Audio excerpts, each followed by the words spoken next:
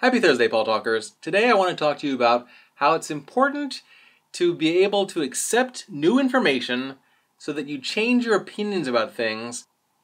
That sounds very vague, so let me give you a specific example. Earlier this month, there was more fallout from the debacle of Rolling Stone's reporting on the UVA rape situation. The response that I put out on Twitter was that didn't really change my opinion about how bad rape was on campuses or about believing victims. It mostly just made me no longer want to trust Rolling Stone for anything. And then someone on Twitter whose handle is @YellowEnvelope responded to me and said that rape isn't really that big on campus and that erroneous statistics are quoted about it. Then they tweeted me some links. I got very defensive and pretty angry at the notion that campus rape isn't as bad as I think it is. You've probably heard the statistic that even President Obama cited at one point that 1 out of every 5 women who go to college will be sexually assaulted. And I've believed it. Of all my female friends, most of them have gone into college or spent some time in college, and almost all of them have experienced some sexual assault. So I kind of figured, yes, that makes sense to me. 1 out of 5 women in college getting sexually assaulted. Yeah, that jibes with what I know about the world. But I tried to calm down, and I looked at the links of information that they sent me. One in particular was a very recent study. I think it's from like December 2014, and I'll link it in the description below. These studies have a huge sample size. They seem to have been conducted very well. It is hard for me to deny the accuracy of these studies. And in that most recent study of both college-age women in college and not in college, the statistics are very different from what I thought. It's more like 6 out of 1,000. And how does that compare to people who are not in college? Women who are not in college but of that same age, it's about 7.5 out of every 1,000.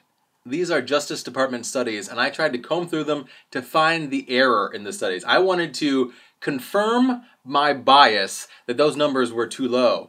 I tried, but they're pretty good studies. I think that I've been wrong. But the thing is, 6 or 7 or 8 out of 1,000 women is still too many. It's still 6 or 7 or 8 women too many. Think of the millions of women who go to college. That's a lot of women who are getting sexually assaulted. It took me a whole business day to wrap my mind around the fact that the statistic that I had believed in for so long was not the accurate statistic that I should be using. When I finally did accept it, I went back onto Twitter, I unblocked Yellow Envelope, I tweeted at them to apologize for being defensive and to let them know that I appreciated the links that they sent me, and I was going to try to incorporate those into my worldview. And I think I have done. I'm getting there. I'm still working at it. I still reflexively feel like the 1 in 5 number is accurate, but I keep on shaking my head and saying, no, more like 6 in 1,000. 6 in 1,000. Still a horrible number, just not the number I was using before. In my case, it's not an extreme change in worldview. I mean, I still think that rape on campus is horrible, just like rape everywhere is horrible, and it is still far too many people of college age. But I had to change my mind to accept the evidence. In this same month, I have discovered that several friends had problematic beliefs, and I tried to explain to them the issue. All of my friends are pretty socially liberal, but each of those friends who believed in a problematic thing did not change their minds.